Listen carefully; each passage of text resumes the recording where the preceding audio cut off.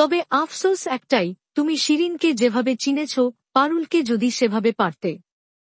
একজন প্রকৃত ভদ্রলোকের ঠিক কি করা উচিত, সেটা রায়ান আজকে সবাইকে দেখালো। আর সত্যি বলতে কি, এই জিনিসটা দেখে আজকে আমার থেকে বেশি খুশি বোধ হয় আর কেউ হয়নি। একজন উপযুক্ত ছেলের তো এইরকমই হওয়া উচিত, বিশেষ করে সেই মানুষটার ক্ষেত্রে, যেই মানুষ যখন বিপদে পড়ে তুমি তাকে বাঁচাও এবং তুমি যখন বিপদে পড়ো সেই মানুষটা তোমাকে বাঁচায়। রায়ান আজকে কি সুন্দরভাবে সবকিছুটা ম্যানেজ করল। কি সুন্দরভাবে ওই ম্যানেজারকে বুঝিয়ে পারুলকে আবারও একটা সুযোগ পাইয়ে দিল। তারপর কি সুন্দরভাবে আবার তার আর পারুলের মধ্যেকার কম্পিটিশনটাকেও বাঁচিয়ে রাখল। সত্যি বলতে কি, আজকের পর আমি আর শুধুমাত্র এটা চাইব না যে একমাত্র পারুল যেন প্রথম হয়।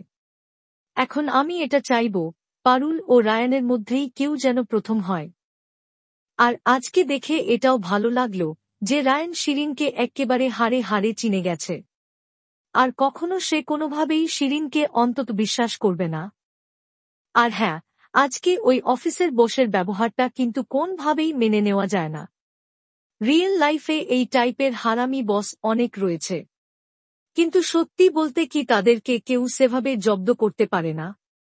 কিন্তু যেহেতু এটা সিরিয়াল, তাই আশা করব আমাদের রাইটার ডিরেক্টর ওই অহংকারী মহিলাকে উপযুক্তভাবে জবাব দেবে এবং তাকে ক্ষমা চাইতে বাধ্য করাবে।